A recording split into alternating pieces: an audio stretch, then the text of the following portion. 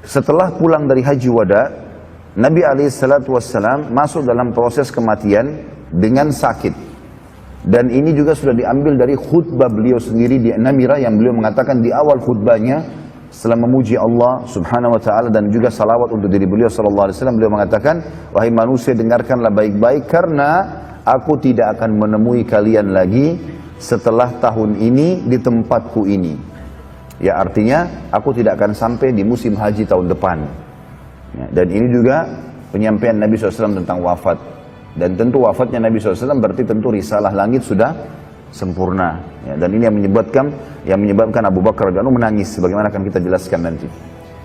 Sekarang kita masuk teman-teman sekalian ke kisah yang agung sekali tentang wafatnya manusia terbaik, pilihan Allah Subhanahu wa taala, pemimpin anak Adam, ya, baik di dunia maupun di akhirat nantinya. Dan beruntunglah kita menjadi pengikut manusia terbaik ini. Malam hari dari hari pembentukan pasukan Usama bin Zaid, saya sudah jelaskan juga di akhir penutupan ceramah kita tadi pagi, bahwasanya waktu Nabi SAW pulang awal bulan Muharram ke Madinah, maka beliau tidak ada kegiatan apa-apa, tapi awal bulan Safar, bulan kedua, beliau membentuk pasukan untuk menyerang wilayah mana? Baik, Nabi SAW membentuk pasukan Usama bin Zaid radhiyallahu anhu untuk ke Balkan, daerah Palestina, dan tujuan utama adalah merebut Baitul Maqdis dari jajahan pada saat itu, atau di bawah naungan pasukan Romawi. Karena wilayah Tabuk orang-orang Romawi sudah tidak berani melawan Nabi SAW, maka Nabi membentuk pasukan untuk ke sana. Dan sudah kita jelaskan juga hadis terakhir penyebutan Nabi SAW masalah itu, pada saat beberapa sahabat ada yang sempat ya bukan memprotes tapi mengatakan, bagaimana bisa di dalam pasukan ada Abu Bakar, ada Umar, ada Uthman, ada Ali, ada Talha, ada Zubair, ada sahabat-sahabat mulia senior semua, lalu dipimpin pasukan perang oleh Usama bin Zaid yang umurnya masih 18 tahun pada saat itu.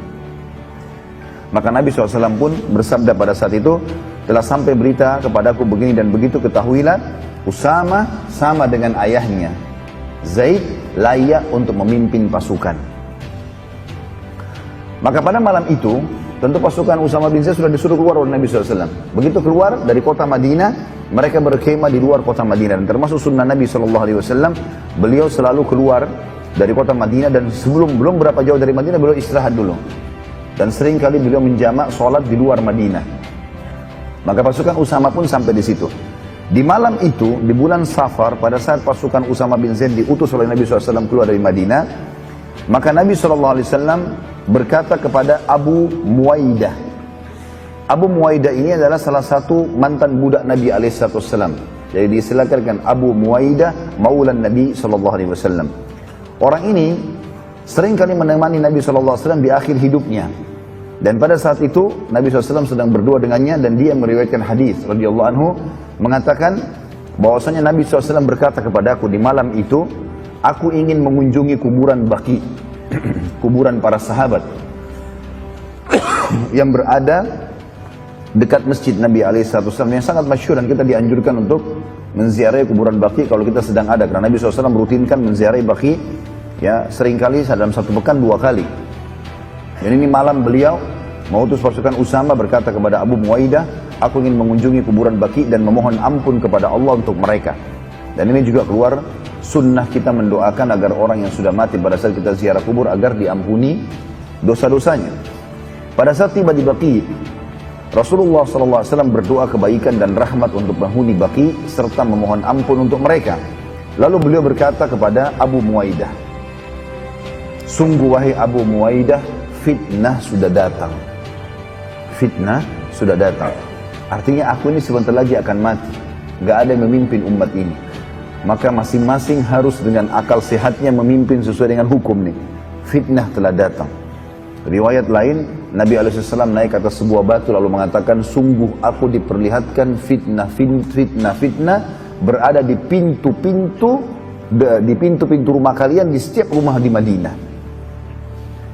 Lalu Nabi SAW menghadap ke arah kuburan Baqi seraya berkata, sungguh kegembiraan buat kalian, syukur kalian mati gitu, ya, lebih dulu, karena fitnah telah datang. Artinya kalau kalian tidak meninggal, kemudian kalian hadapi fitnah-fitnah ini, ya, seperti kasus terjadinya fitnah pembunuhan Uthman bin Affan, nanti pembunuhan Ali bin Abi Thalib, gitu kan, terjadinya peperangan-peperangan di antara para sahabat, ada fitnah gitu. Maka berita gembira buat kalian, karena fitnah telah datang. Kalian sudah mendahului masalah itu. Lalu beliau berkata lagi kepada Abu Muwaidah, wahai Abu Muwaidah, sungguh aku telah diberi pilihan. Aku menguasai seluruh bumi dan perbendaharaannya. Lalu aku masuk surga dengan aku menemui Tuhanku dan aku masuk surga. Ini pilihan yang luar biasa. Artinya Nabi SAW dikasih pilihan pada malam itu. Jibril AS turun di Baqi dan berkata, Tuhanmu hai Muhammad memberikan kepadamu kesempatan untuk hidup sampai hari kiamat, kekal. Mati nanti tapi hari kiamat. Sekarang dipanjangkan umur kamu, jadi bukan 1000 tahun, bukan selamanya sampai hari kiamat. Terjadi kiamat baru meninggal.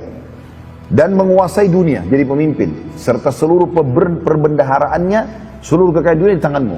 Kamu raja. Tidak ada lagi yang bisa mengalahkan. Dikasih pilihan, dan kalau mati masuk surga. Jadi dunia dan akhirat didapatkan. Dan sekarang kamu meninggal, lalu kamu akan bertemu dengan Tuhanmu dan masuk surga.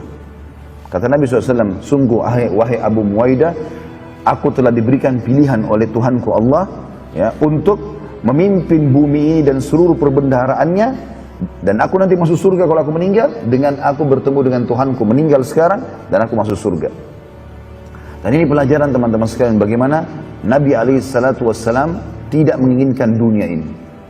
Ya, beliau dijanjikan akan jadi raja, menguasai seluruh dunia dan hidup panjang umurnya, memimpin umat ini pun, kemudian juga mati masuk surga dan meninggal lalu bertemu dengan Allah. Maka Nabi SAW memilih untuk meninggal. Abu Muwaidah sempat berkata radhiyallahu anhu, kalau begitu wahai utusan Allah, pilihlah kami. Jangan Anda meninggal, biarkan Anda memimpin kami. Maka Nabi SAW menjawab, tidak wahai Abu Muwaidah, tidak sama sekali.